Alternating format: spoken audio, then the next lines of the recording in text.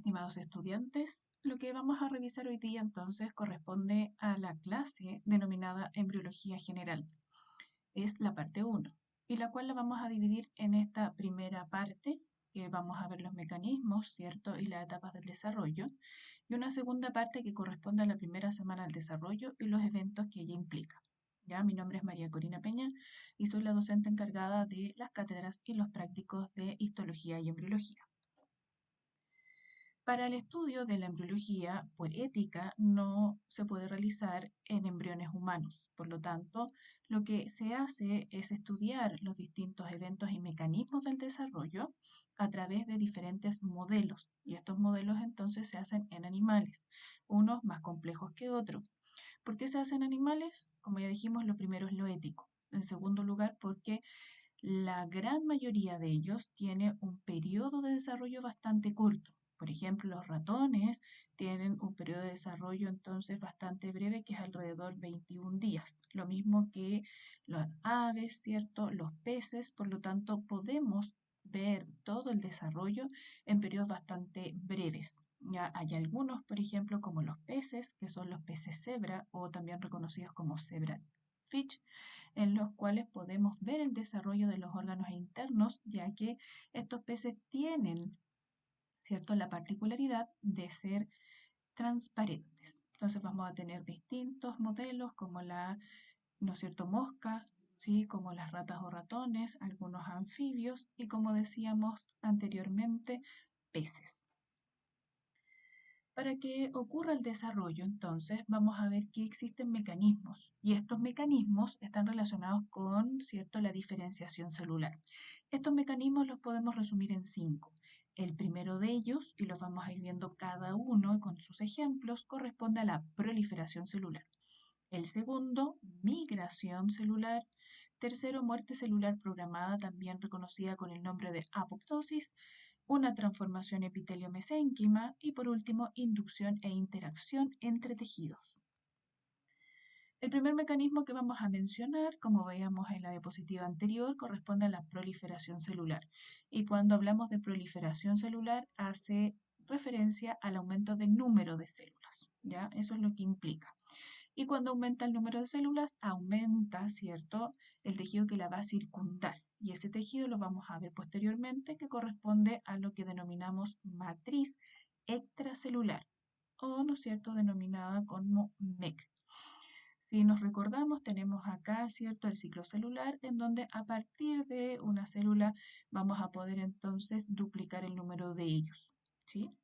Existen factores que van a estimular, ¿cierto?, la proliferación celular y existen factores que inhiben la proliferación celular. Algunos ejemplos son como estimulante, crecimiento epidérmico, el factor de crecimiento neural, factor de crecimiento fibroblástico. Como inhibidores van a estar las chalonas, cuya función es inhibir, por lo tanto, la mitosis. ¿Qué es lo que veo en esta fotografía donde va pasando el cursor en la región inferior derecha? Estoy viendo entonces una técnica histológica que recibe el nombre de inmunohistoquímica, en donde el tejido se tiñe y a través de la utilización de anticuerpos, lo que pasa acá es que se tiñeron los núcleos, estos círculos que veo acá, y solo se tiñen los núcleos, ¿ya?, de las células que están en proliferación. ¿Sí? El resto de los núcleos de las células quedan en color celeste, que no están proliferando, pero aquellos que sí están proliferando los puedo entonces observar a través de ese color café, ¿sí? El otro mecanismo que está implicado en la diferenciación celular corresponde a la migración. Y la migración hace referencia entonces a que las células se mueven, ¿sí? Y estas células entonces se van a mover en distintos procesos relacionados o distintas etapas relacionadas al desarrollo. Un ejemplo de ello es la gastrulación. Cuando veamos embriología vamos a ver que este evento del desarrollo que llamamos gastrulación se va a dar en la tercera semana del desarrollo.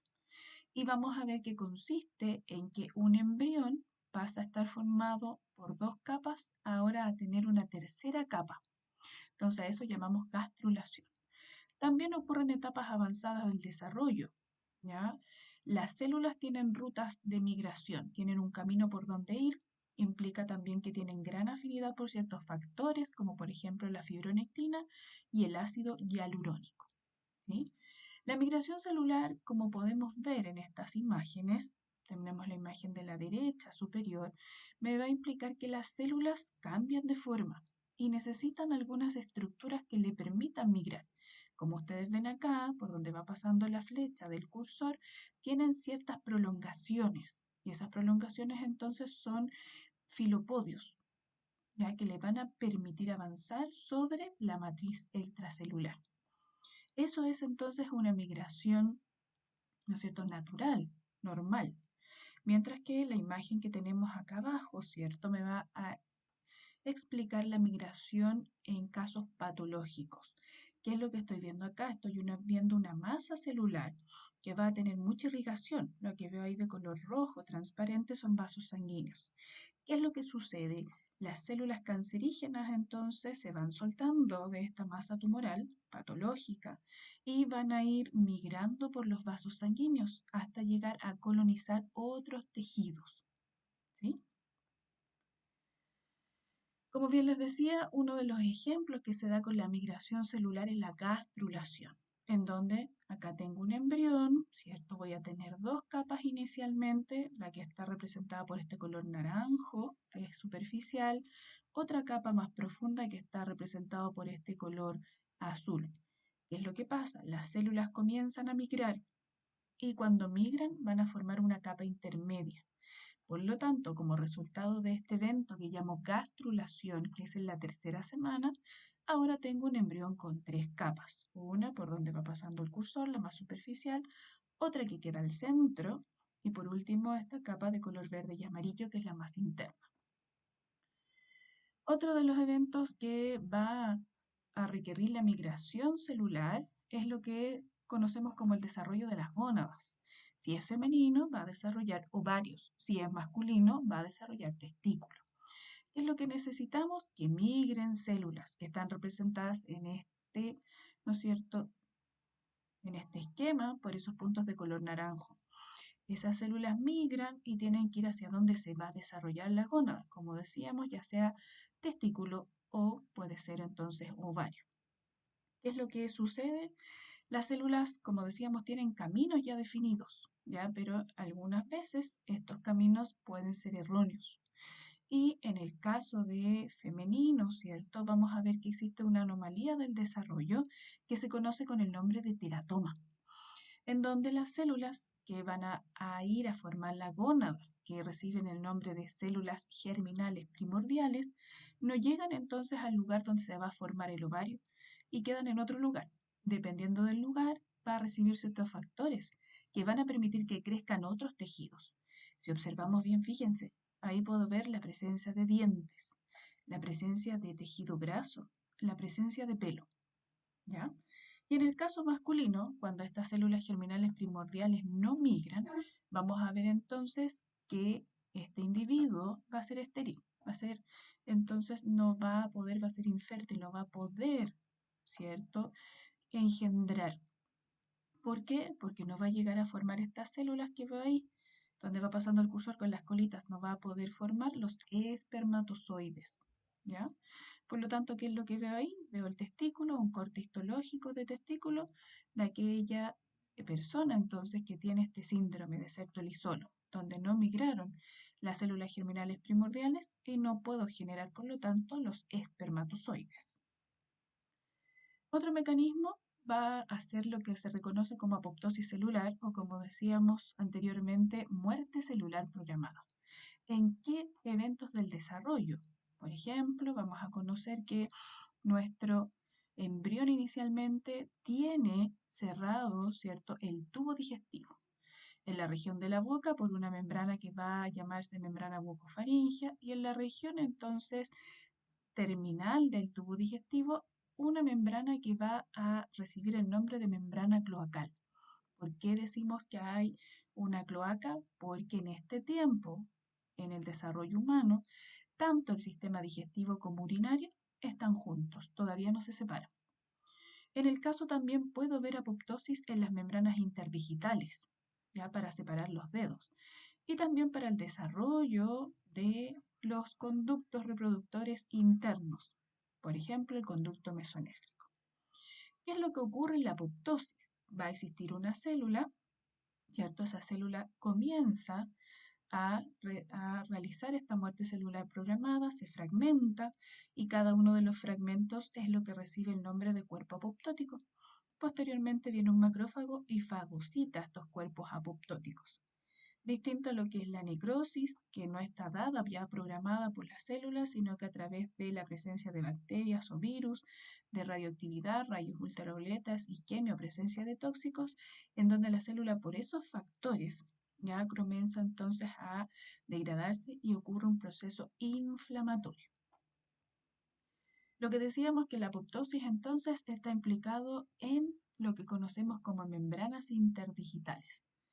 Y como vemos acá, en el desarrollo inicial, fíjense acá, esto es un embrión, acá se está desarrollando el brazo con la mano, la pierna, ¿no es cierto?, con el pie. Nuestros dedos inicialmente están unidos por ese tejido que está indicado ahí por la flechita de color rojo, que se llama membrana interdigital, entre los dígitos, entre los dedos. ¿Qué es lo que debe ocurrir normalmente? Que esa membrana desaparezca. ¿Por qué mecanismo? Por apoptosis. Y si no desaparece, nuestros dedos quedan unidos, así como los dedos de las patas de los patos, dedos palmeados. ¿Sí? Otro mecanismo es la transformación epitelio-mesénquima. ¿Qué es lo que ocurre? Inicialmente vamos a ver que las células tienen una forma de disponerse. En este caso me está diciendo que tienen una forma de disposición epitelial, una al lado de la otra, y que eso cambia, que va a pasar a ser un tejido distinto en donde las células se separan. Entonces, en esta imagen de la derecha, veo que las células están juntas a través de medios de unión, mientras que la imagen de la izquierda, las células cambian de forma y ya están separadas. ¿En qué eventos del desarrollo? Por ejemplo, en la formación del paladar. Lo vamos a ver posteriormente. También en la gastrulación, en el desarrollo de una estructura que recibe el nombre de cresta neural y también para formar el corazón, como lo conocemos. ¿Qué es lo que ocurre, como les decía, en esta transformación epitelio-mesénquima? Las células epiteliales pierden sus uniones, se degrada la membrana a la que ellas van a estar unidas, que es la membrana basal, y aparecen prolongaciones del citoplasma que se llaman filopodios que les permiten migrar. Lo que estamos viendo acá entonces cómo se desarrolla el paladar. Lo que estoy viendo en la imagen superior izquierda son los procesos que van a formar el paladar. El paladar se forma a través de distintos procesos, ¿ya? ¿Qué es lo que vamos a necesitar? Si yo veo el borde de cada uno de ellos, fíjense que se ve de un color morado más intenso y más grueso. Eso es un epitelio. ¿Qué es lo que debe pasar? Ese epitelio debe transformarse a un tejido mesenquimático, las células separaditas como lo que está acá, al medio. Y una vez que ocurre esa transformación epitelio-mesénquima, los procesos que van a formar el paladar se fusionan. Si eso no ocurre, fíjense, tenemos la imagen inferior derecha en donde tenemos un paladar hendido o fisurado. ¿Sí? Y para el desarrollo del corazón, inicialmente el corazón es solo un tubo, que de acuerdo entonces a esta transformación epitelio-mesénquima se va a dividir en las 4 cavidades, 2 atrios, 2 ventrículos y también se dividen los vasos sanguíneos que salen del corazón. Y por último, inducción e interacciones tisulares, ¿cierto? Es lo que va a implicar, ¿cierto?, que un grupo de células se va a modificar y que es estimulado por la acción de otras células. Para sufrir inducción, aquella célula que va a ser inducida debe querer ser inducida, debe tener las características que lo van a hacer competente. Esta inducción e interacción tisulares ocurren en un periodo muy preciso del desarrollo y muchas veces es recíproca. Una vez que vemos los mecanismos que intervienen en el desarrollo, vamos a ver que este desarrollo tiene distintas etapas y lo llamamos desarrollo prenatal, es decir, antes del nacimiento. ¿Qué es lo que observo acá? Veo cómo va cambiando este embrión para posteriormente llegar a un feto y desarrollar todos sus órganos para poder nacer. Si nos fijamos en las primeras etapas, ¿cierto? Vamos a ver las características de desarrollo de la zona mascefálica, la cabeza, las extremidades, cola, ya que nosotros tenemos cola inicialmente, y que si ustedes miran con detención, no vamos a poder distinguir la especie a la que pertenece este embrión en las etapas iniciales del desarrollo. Después va a adquirir las características propias de la especie. ¿Sí? Entonces vamos a ver que este desarrollo prenatal lo vamos a poder dividir en dos grandes etapas, en la que vamos a conocer como periodo embrionario y la que vamos a conocer como periodo fetal. El periodo embrionario, entonces, a su vez se va a subdividir en una etapa presomítica, en una etapa somítica y por último en una etapa prefetal o de organogénesis. El periodo fetal, ¿cierto? Es el más largo y vamos a ver que va desde el tercer mes hasta el noveno mes, ¿no es cierto? Hasta cuando ya nace. En el caso del periodo embrionario, esta primera subetapa que se llama etapa presomítica abarca desde la primera a la tercera semana del desarrollo. La etapa somítica, la parte inicial de la cuarta semana del desarrollo y por último la parte prefetal o de organogénesis, ya la parte final de la cuarta semana hasta la octava semana del desarrollo. ¿Sí? En cuanto al término presomítico o somítico, hace referencia a la aparición de unas estructuras que vamos a conocer posteriormente que reciben el nombre de somitos. La etapa prefetal o de organogénesis, como ustedes ya deben reconocer, es porque se van a formar los órganos y los sistemas. Vamos a ir viendo qué eventos ocurren durante cada una entonces de las etapas. La primera etapa entonces de este periodo embrionario lo vamos a reconocer como etapa presomítica y abarca las tres primeras semanas de la gestación y como decíamos hace referencia a unas estructuras que llamamos somitos.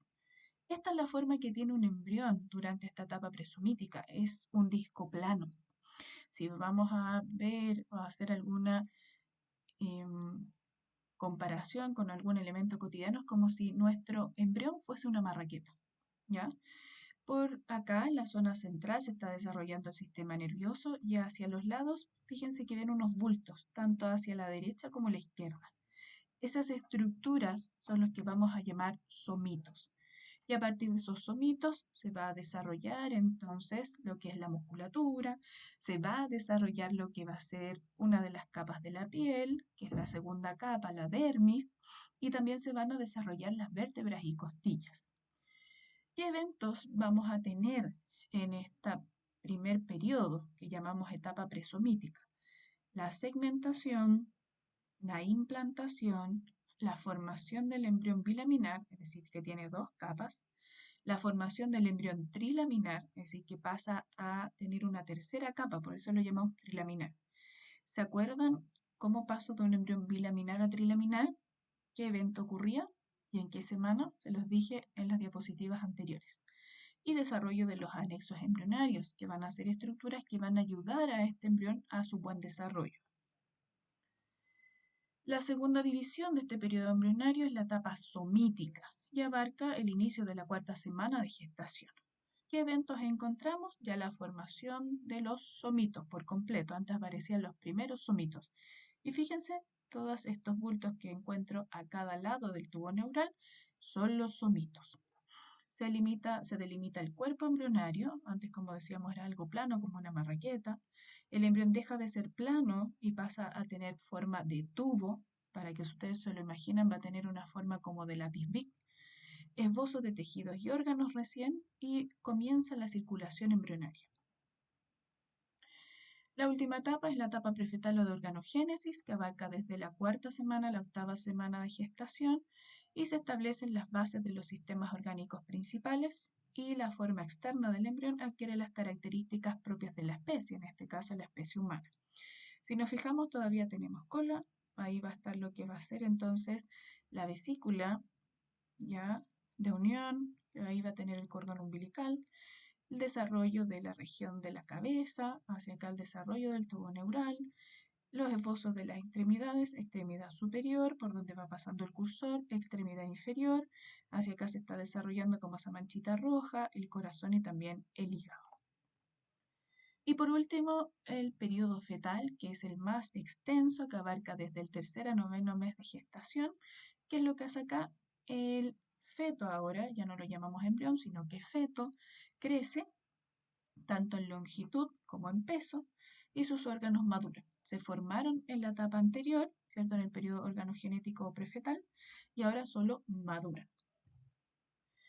Si algunos, ¿no es cierto?, eventos no ocurren como corresponde o en la fecha indicada, vamos a tener alteraciones en el desarrollo, y eso lo conocemos como malformaciones congénitas.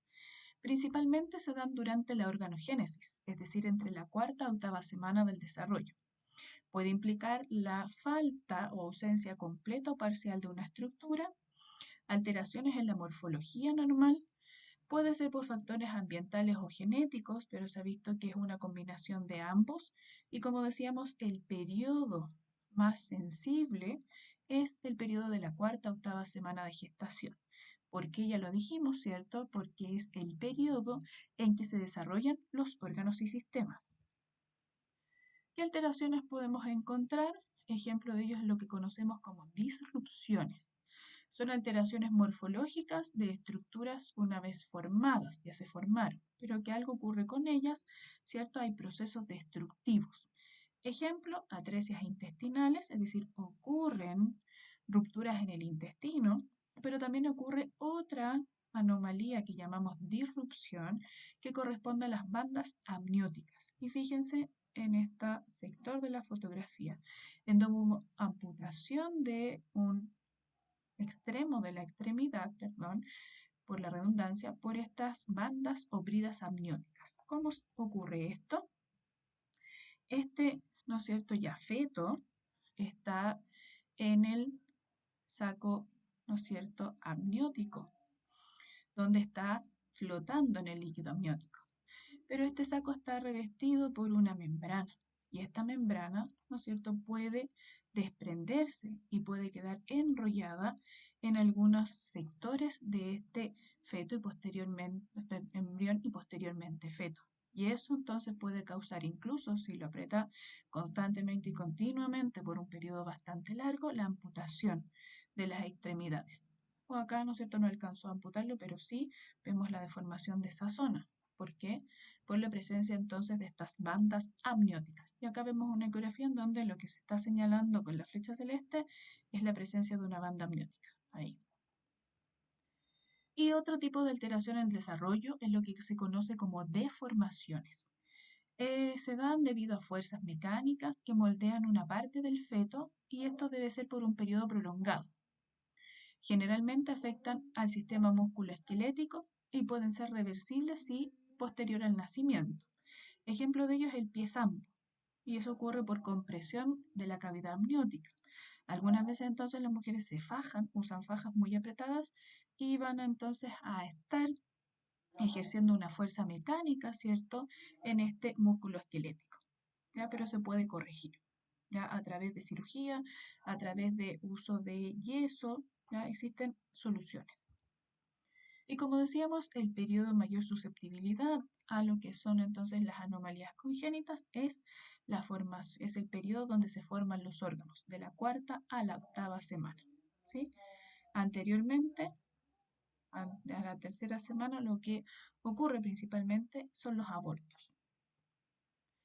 Y en los humanos, alrededor del 2% de la población tiene defectos y como decía inicialmente, existe la ley del todo o nada, que durante la primera o segunda semana del desarrollo ocurren los microabortos y la excepción a esto son los gemelos unidos o siameses, ¿ya? Ellos siguen su desarrollo. Como ya habíamos reforzado, el periodo prefetal o organogenético es el periodo crítico para malformaciones principalmente externas y la mayoría de los defectos no se aprecian inicialmente, sino que en la niñez y en la pubertad. La bibliografía del curso para embriología, Lachman, el Carson o el Moore. Si tienen preguntas, entonces las podemos resolver a través del foro o a través de correo.